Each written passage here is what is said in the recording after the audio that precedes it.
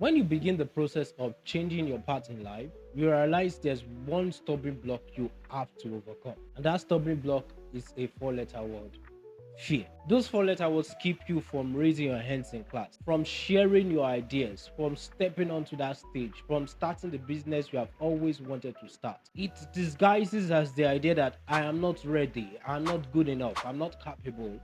So you might spend a lot of time stocking up fuel into your rocket without ever igniting that rocket into launch. Because it's better for you to see the rocket on land with you than to watch it blow up in the air. I want you to imagine an alternative reality where fear isn't part of the equation.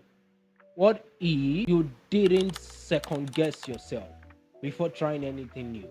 What if every time a challenge comes across to you, you step forward with confidence instead of being afraid?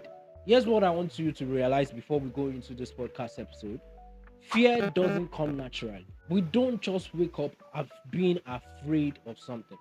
And in this podcast episode, we are going to break down how fear is learned and how we can unlearn these fears with the GPS framework as well. Welcome to the Educated Student Podcast. My name is Adegabju David, and for almost a decade now, I've been a teacher, a speaker, and a writer. Each episode of the Educated Student Podcast adds a drop to the buckets of impact, helping you becoming an educated student of life rather than just a school student of the curriculum. In a fascinating study, scientists placed young children in a room with snakes. And these children had never seen a snake before. So they had no instinctive reaction. There was no fear, there was no curiosity, just baseline emotion. Then something interesting happened. Instead of these children reacting on their own, there was a response that the scientists, the researchers didn't expect. The children looked to the caregivers for a response. So if the caregiver showed fear by stepping back, by tensing up, the child immediately mirrored that response and became afraid of the snake. But if the caregiver remained calm, treating the snake as just an other object in the room, the child didn't show fear. And so the child assumes that this wild animal is safe. One of the child, even in the experiment, tried to bite the snake like it was a toy. Study shows something very, very, very profound. Fear isn't natural, it's taught. When we face something new, we look to those around us to help us know what to feel. We watch their expressions, their body language, their reactions, and then we adopt those emotions as our own. We say, this is what we should feel like when we come across challenges like this. Our primitive brain, and by our primitive brain, I mean our baby brain, doesn't register any situation as good or bad. Instead, we color those situations based on how those people around us react to those situations.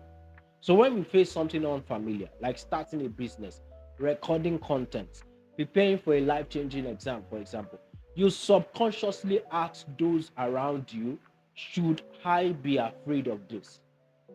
And based on their reaction, we take that cue from them, and then that color us into a fear response to that situation. When I watched the video, I understood this very well because I had a similar personal experience, which I'm going to share with you now. I have this, let's say, adopted sister who stays with us. When she first arrived, whenever she sees cockroaches I, or any insect, our initial reaction was to watch it and then try to pick it up to eat it, right? That's what every babies will do. And just like in the experiment, when she tried to pick it up, we scared her away. And whenever we try to kill any of the cockroach, the reaction of those around her, my sister, my mom, and yours truly, her reaction changed different as time began to go on. And now, when she sees any cockroaches or any insects, she's running away. We are taught her to fear those insects that she didn't initially fear. And this is it. Anything that is learned can be unlearned. Before we step any further, 92% of those who watch the videos on this channel aren't subscribed. I want you to do me a favor, hit the subscribe button, and this is what I'm promising you. I promise to bring more contents in a honest and practical way to take you from where you are now to where you want to be, where you're not struggling but thriving and finding fulfillment. Thank you for subscribing. One of the mistakes I see people make when it comes to fear is that they think of fear, overcoming fear, as forcing themselves to be fearless. But if fear is learned by looking at the wrong reference, then the right way to overcome fear is by changing who we look onto for reference, who we look onto for guidance. And that's where the first letter of the GPS framework comes into place. The G stands for God, who is the ultimate frame of reference. Fear is a problem of perspective. It's not just about what you see, it's about what you compare it to. And so when we experience fear, it's because we have framed this situation in a way that makes it seems overwhelming, impossible, or far beyond us. What happens when you shift that attention from people, from looking onto people as your reference, and then shift that attention for reference to God? When it comes to fear, there is no higher authority than God. Every other response, your past, your friends, your doubts, has limitations. But God is the ultimate frame of reference. He's the one who sees beyond the moment, beyond the struggle, and beyond the fear itself. If you align your perspective with ease, with God's perspective, you stop seeing obstacles as threats. You stop seeing that fear as a limiting belief or as a situation where you don't want to push through, and start seeing them as what they are really are: opportunities for growth. Then fear loses its power because what you are facing is no longer measured against your own limited strength, your own limited points of references. Is measured against an infinite, all-knowing, fearless perspective. So how can we apply this in our real life? I'll be sharing with you some prompts I've used to ask myself if fear that I'm facing is actually true. Number one, when you fear failure, ask yourself, does God see this as failure or as a growth mechanism? From a human perspective, failure is an endpoint. But from God's perspective, it's a lesson, it's a stepping stone, it's a refining process. If God doesn't see your failure as the end, why should you then see that as the end? Number two, when you fear judgment, ask yourself this important question: whose opinion actually matters? We spend so much of our times worried about what others think about us. People don't know our full story. They don't understand our potential and often project their own insecurity onto us. But if God, the one who created you, believes you are capable, believes you are valuable, and you are destined for more, why let the opinion of others override that truth? Because it's God that knows everything you are truly made to be. Number three, when you fear the unknown, because that's one of the major fears we have, is this unknown to God? Fear thrives in uncertainty, and God has taught and made you even before time began. What about you that is uncertain to you is certain to Him? And if you trust that He knows what's ahead, then uncertainty becomes not a valuable reason to fear, and becomes an invitation to trust the one who made you from the beginning. The second letter in the GPS frameworks, the P, stands for people who have already conquered your fear. The greatest shortcut to overcoming fear is finding someone who has already done what you're afraid of and using them as proof that that which you are afraid of can be done. If someone has conquered that fear, then it's not an impossible barrier, it's just a challenge that you do not have the skill yet to overcome. I want you to look at it this way. Think about a child learning how to swim. If they are alone in the water, in the swimming pool, they are panicking. They do not know what to do. Every splash becomes like a threat. Every wave might push them out. But the moment they realize, or the moment they have a coach, or the moment they have someone swimming along with them, there's this, at least, a less panicking sort of movement. Because the water isn't the enemy. It's just that they haven't mastered it yet. They haven't seen someone who has mastered it yet. Fear works the same way. And this is one of the things, again, that people don't realize. Most of their fears are shaped by their social cycles. The belief you hold, the risks you avoid, the ceilings you don't push past, they are or reinforced by the people around you. Let me give you a practical example. You want to start something new, but the people around you discourage risks. You want to step outside of your comfort zone. You want to start that business, but the people around you that you trust warns you against the potential failure. You want to believe in something bigger, but your environment only validates the fear that you have and not the faith that that event might change. Their advice is not necessarily a lie. It's just a projection of their own limitations. Number one, you look for expanders and not limiters. There are two types of people that you would have around you. Expanders are people who stretch your understanding of what's possible. They make the impossible seem normal. Limiters, on the other hand, are people who cap your growth on that which is a limitation of theirs. So if you fear public speaking and you know that you want to be good at public speaking, what do? You watch people who are great at it. If you fear taking risks, study those who have built something from nothing. If you fear failure, learn from people who have failed several times and they are still coming back up. Your brain adapts to the examples it sees. So the more you expose yourself to people who have overcome or conquered that fear that you have, the more your mind starts accepting conquering that fear as a reality. The more it starts accepting that that's a possible situation for you. One of the things again is that your reference point doesn't have to be within your immediate circle. They don't even have to exist. Most of your greatest teachers will not exist. They don't have to.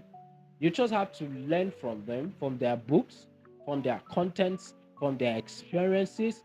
And this is why biographies are the best books you can ever read. Notice somebody that has conquered the fear you have. If you can build a relationship with them, build it.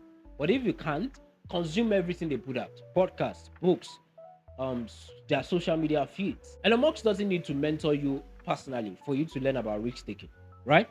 Steve Jobs doesn't need to know your name for you to learn about innovation. For me, Chris Williamson doesn't have to hold a class for me to learn about how to podcast. I just need to consume his content a lot of times for that reality to fully sync with my own reality. I want you to pause this video now and get a pen and paper and ask yourself and answer this question. Yes, do that. Because what's the essence of watching this if you are not going to take action? Number one, identify your biggest fear right now. Write that. Write that in a piece of paper. What's the thing that is holding you back? What's keeping you stuck? Number two, find three people who has conquered that exact fear. And this is what I want you to mind. I want you to look at their stories, their strategies, their mindset, their frame of thinking, and study them.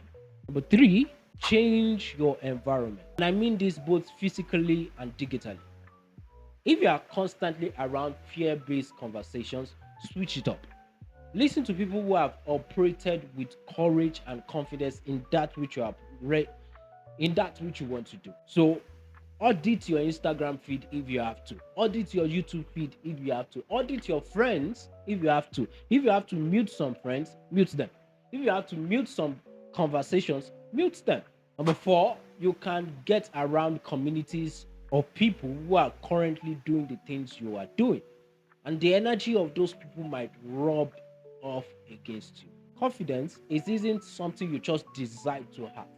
It's something you absorb.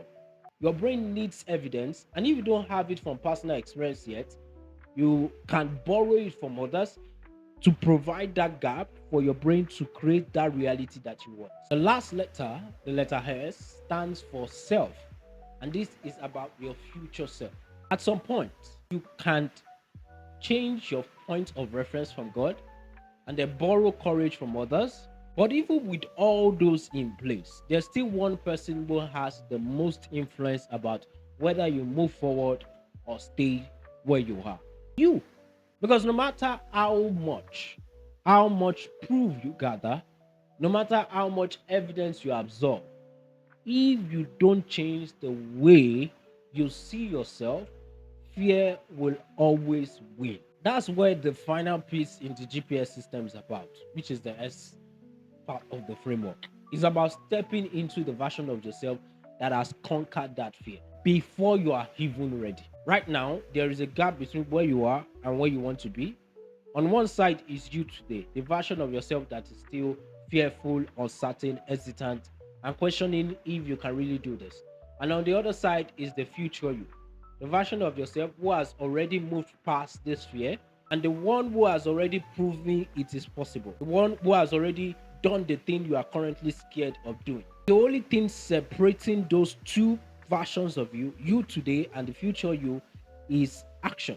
But most people get stuck because they make the mistake of thinking that I would want to wait till when I feel like I'm ready before they have. Once I feel more confident, I will start. Once I have more experience, I'll put myself out there. Once I've designed the perfect business plan, I will start that business. Once I've designed the perfect content plan, I'll start recording content. But that's not how fear works. Confidence is not a requirement for action, it's a byproduct of action. Future you is not waiting for confidence to arrive. Future you has already figured out that confidence comes from doing the things you are afraid of. So, the only way to close that gap is stop waiting and start acting like you have already the future you version. Like I said earlier in the video, fear looks real because your brain is only referencing your past evidence. You have never done something to counter those past evidence. Your brain doesn't have a proof that you can do it.